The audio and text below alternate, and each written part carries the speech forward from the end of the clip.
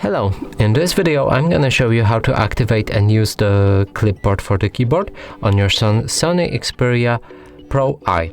So in order to do that, we'll need to open any app that allows our keyboard to pop up. In this example, I'll be using Google. And from here, press on this clipboard icon right here. Now enable it right here, and you'll be able to paste any of the contents that you have in your clipboard. You can also delete any of it. And of course, you can add any word or sentence that you wish to have. So for example, I'm going to use elephant. You can add entire sentences as well. So let's just add elephant, elephant. Sorry. Now press copy. Go back to the clipboard.